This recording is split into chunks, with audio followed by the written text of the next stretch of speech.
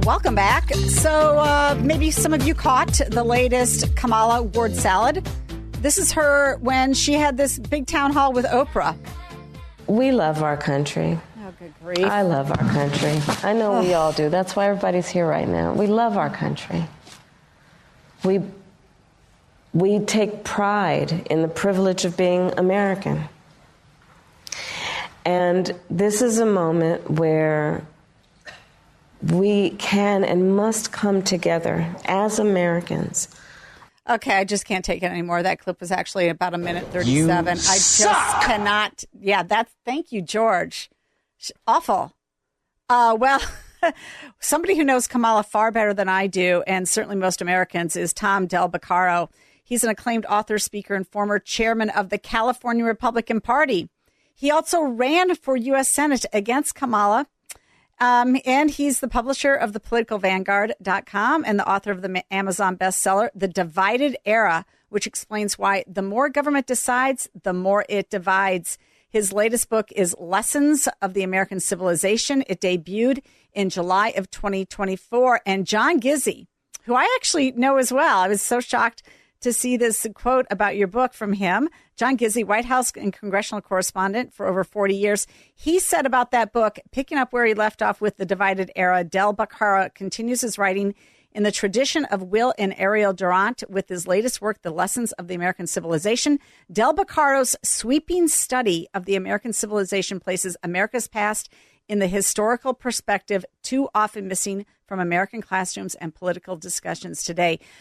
Tom, thank you so much for joining me on this program. I have not read your books, but I can tell that I'm absolutely going to love The Divided Era because it does speak to every Republican soul, and it should speak to every American soul. Listen, government's just too big and too intrusive, and that is really why we're divided. Yeah, absolutely. Thanks so much for having me on. Both my sides of my family are from the Chicago area, so it's great to be on. Well, that's even better. So what about Kamala Harris? I mean, was she always just nonsensical when she spoke? Yeah, absolutely. In one of my debates with her, and the post-debate poll had me winning that in California, so imagine Californians saying a Republican won. But she was asked a question of whether she supported or agreed with Obama's policy in Syria, which, of course, she had no idea what it was. So she went on one of her word salads, and at the end, the San Francisco Chronicle, the guy from there said, "Okay, but will you answer the question?" And no, she is, my mom had a saying, if you don't mind me saying this on air, that empty cans make a lot of noise. And that is who Kamala Harris is. She has never studied hard. She is kind of lazy. And she has always been helped in life as opposed to earning it the old-fashioned way. And this is who we have today. Well, it's pretty depressing. I mean, I can't believe that this is the best that California has to offer, even among Democrats. And she just failed upwards. And I mean, I don't know. Was it all about race and being a woman back then, too, and when you ran against her? Well, so here's the thing about Kamala Harris. Whoever is advising her at the moment has great influence over her because she's pretty much an empty vessel. And so early on in her career, it was Willie Brown. Of course, she was having an affair with him, and he was married. And Willie Brown was very effective and a smart man, a Democrat on the left, to be sure. But she did okay while she was dating him. She became DA of San Francisco. He helped her become Attorney General. But the farther she's gotten away from him, the worse she has gotten in all respects because she has more ambition than brains. And so once she was in San Francisco and running against me, of course, the media helped her out. They limited our debates. They limited coverage of it and let her get away with essentially what they're doing today, which is she doesn't really have to answer any questions. and they're just hoping she survives the next 40-some days.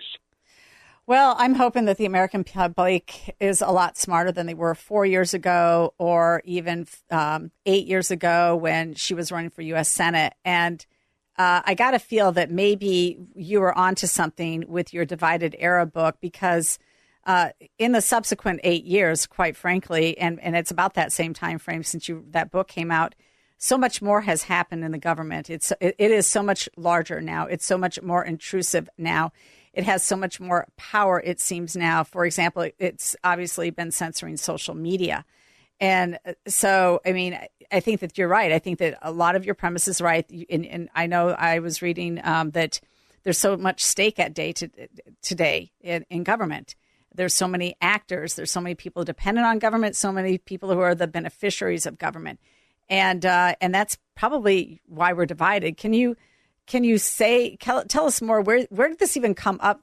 I mean, was there a trigger point where you said this is the problem? Well, my parents started me reading history books at a very young age, and it became very clear to me that the larger government became, the more competition there was to get to its spoils, the more the parties fought each other to hand out those spoils, and of course, the more we fought over taxes. And it became particularly clear in the last 15 to 20 years. Remember, when we were much younger, Reagan said that government's not the solution to our problems, government is the problem. And government's now 3.5 to 4 times larger than when he said that. And so it just became very clear that the more government size, the more divides. It's simple math. I mean, government's handing out, our government's $10 trillion a year, state, local, and federal. And it creates a competition to get that money, and then that competition in which we all participate, which is to hand it out. Because if you're voting one way or the other, you're empowering them to hand out this money. And that's where we are today. And it's simple math. If the budget goes to $20 trillion, and probably will someday, then we have doubled the size of that competition. Yes, and I found it interesting. I don't often read this dispatch. Sometimes I don't agree with the authors, but I did read this one, and they're generally conservative. It's just some of them seem to be a little bit never Trumpers to me. But this was one about ending the other subsidy race. Economic development incentives are usually anything but, and so it's not just who you would typically think of as rent seekers. It's a lot of these companies that are really the rent seekers. It's not necessarily the poor that need the money. It's not people, maybe the education establishment that always is in on the government money, but many times it's the corporations that are in on the government money. And they do a whole entire paper, a Cato study on this, and they basically say these subsidies don't work. They don't work. But I mean, articulating that position down to the standard voter and letting them understand the game being played against them, it's just, the other part about this is it's so complicated. These policies issues being discussed are so complicated, you can't almost message it to folks. What do we do in the wake of all that to win elections?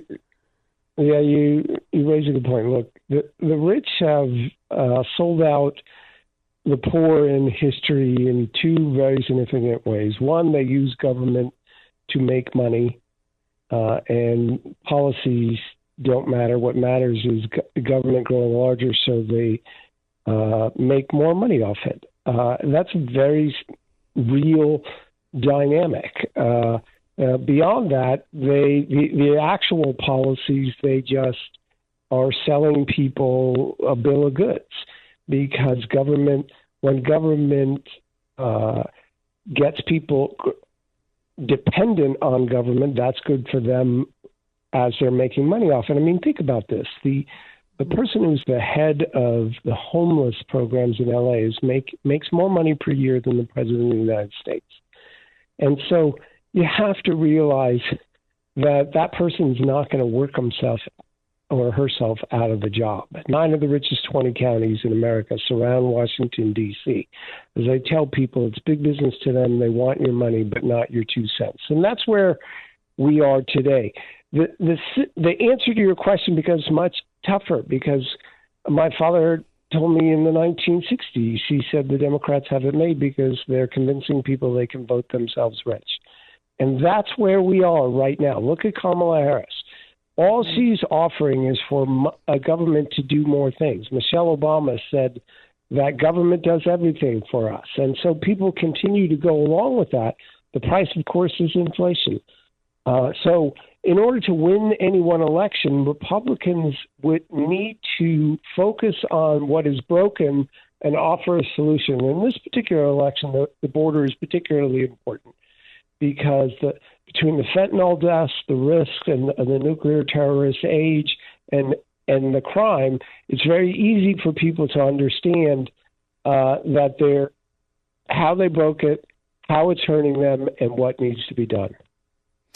Okay, I absolutely agree with you on that. And in fact, our organization is having 3 border experts in on October 22nd. And to my listeners, you can sign up for that event at our website, breakthrough-ideas.com. I'll talk to you more about that. The other thing that I think is one of the things that maybe reality will hit people in the face and maybe they'll wake up as well is the energy issue.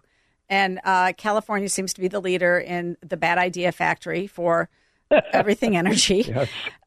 But I mean, Illinois is close behind. I mean, we've put in the zero emissions mandates. We want to get rid of coal and natural gas, even though it provides nearly 50% of our energy. And I don't know. I guess I'm waiting for that to hit. I'm waiting for people to wake up when brownouts, blackouts, not that I want them, but boy, people need to wake up. It's crazy.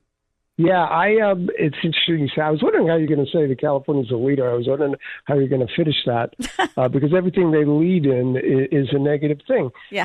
And what I tell candidates all the time is you need to put these in context of what people actually want versus how government is spending their money. So in California in particular, I said that particular wasteful program is costing people 150 teachers per year for a decade. Mm-hmm. And Republicans aren't very good at that.